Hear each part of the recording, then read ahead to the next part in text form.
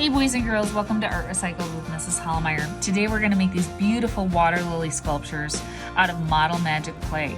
Now what you're going to need is you're going to need a piece of paper to protect the table, your 1 ounce package of white Model Magic clay, and you can paint this at the end with watercolor paints. I'm going to show you some tips at the end on how to get it as neat as I got it with the watercolor paints. There's kind of an order in which you want to paint it. Or if you don't have watercolor paints, boys and girls, you can just use Crayola markers, and there is a way to turn Crayola markers into paint. All you need is your markers, a little bit of water, and a brush.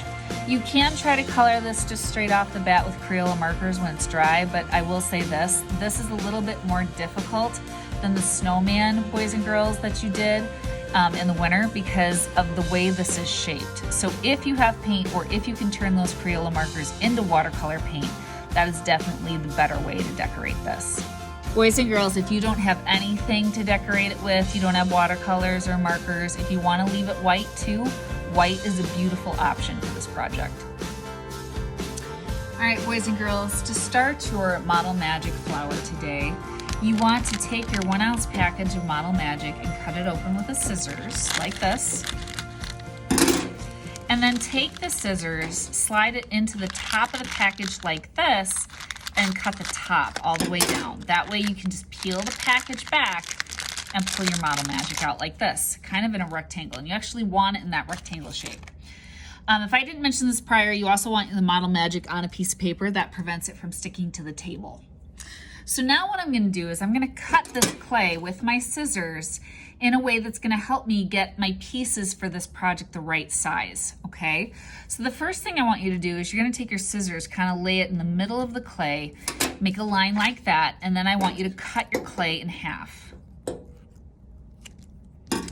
Now they should be about the same size, but if they're not, if there's one that's a little bit smaller, take the smaller one and I want you to turn it into a ball using your hands.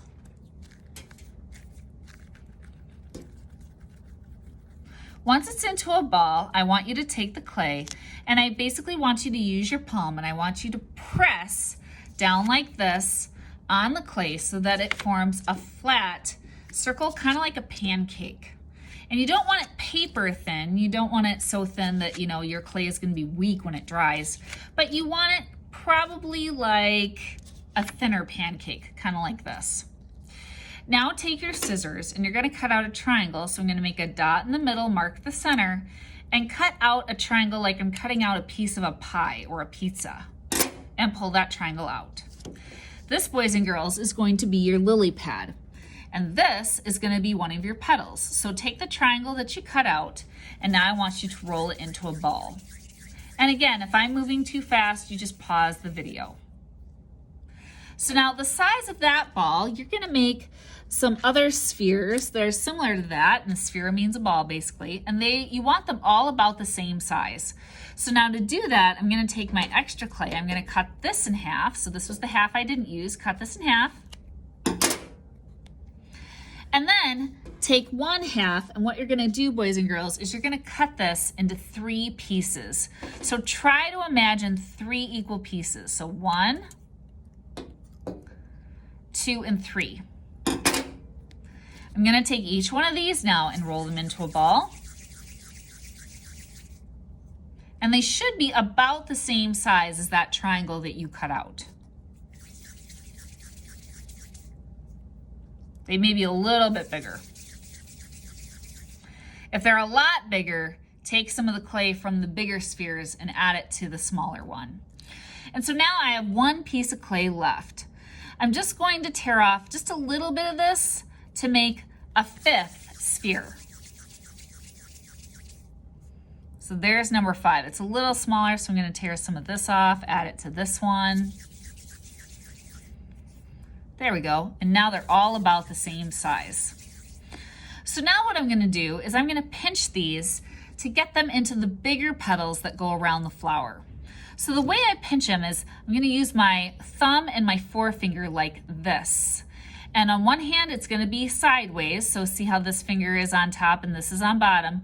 Well, this hand is going to pinch the same way, but notice how my fingers are going the opposite direction. So here my thumb is facing upward and my finger is facing bottom. So I'm going to hold a sphere like this. I'm going to put my finger and my thumb kind of more towards one side. So in this one, it's more towards the left.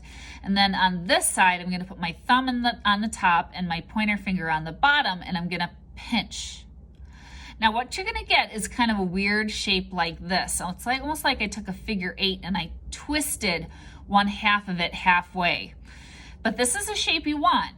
So now I'm going to take this and I'm going to take the flat part of it and put it right on the top of where that triangle begins and squish down a little bit.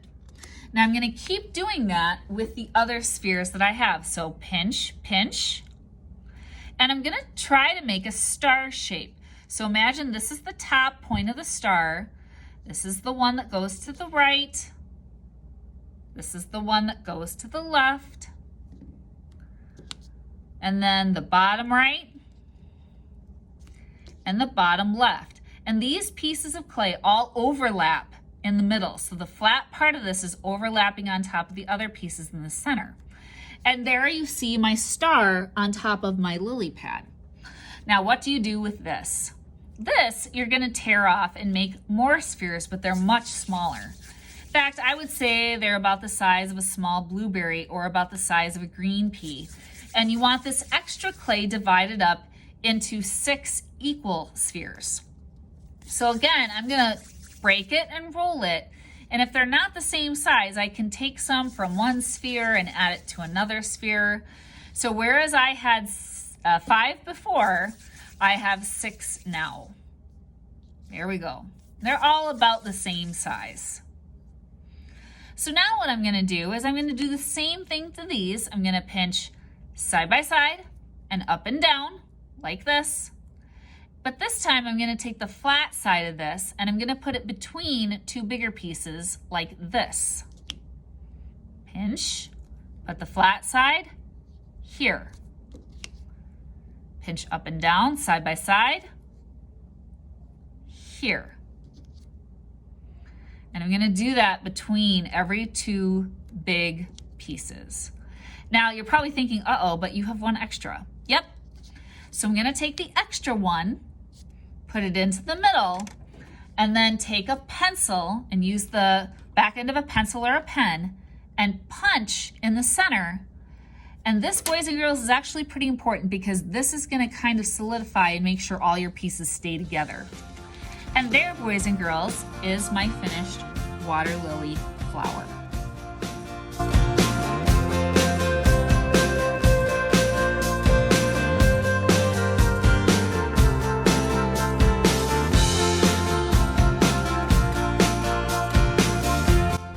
Boys and girls, here are some helpful tips if you're going to paint your flower.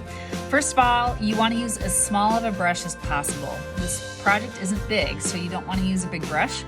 Second of all, I'm going to start to paint from the center and go out, which means I'm going to paint the center of the flower first, then the flower petals, and the lily pad last. And you can see right now I'm holding this flower by the lily pad. That's because it allows me to pick it up and turn it, especially when I do my petals here. You know, it's easy to get the top, but this is a sculpture, right? So if I'm gonna get the size of the petals, I have to pick my project up and turn it on its side like this to be able to get the sides of these. Now, boys and girls, watch this. If you don't have watercolor paints and all you have are markers, you can take Crayola markers and turn it into watercolor paint. If I color the top of my project, like for example, I want the middle here to be yellow and I just put a little bit of Crayola marker on it, then I can take a brush, dip brush in plain water and add it to that Crayola marker, and then magically the dye in the marker is going to bleed and it's going to turn into watercolor paint. Now it gets really hard to do this kind of a little bit around the petals. So I want to just show you here. With red, if you want your flower to be red, I'm going to put a little red on here. And this is difficult. This is why I told you trying to pick up your flower and trying to color it for this project, it's kind of hard. It was easy with the snowman project. It's hard with this one. So I'm gonna take my brush now and add it to my red. There we go. See, it starts to bleed.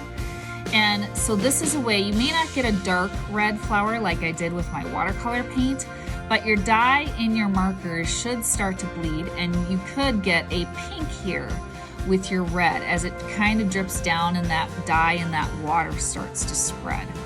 So boys and girls, I'm gonna fast forward through this. And so just so that you can see the order of which I paint things, in the lily pad I would obviously paint last.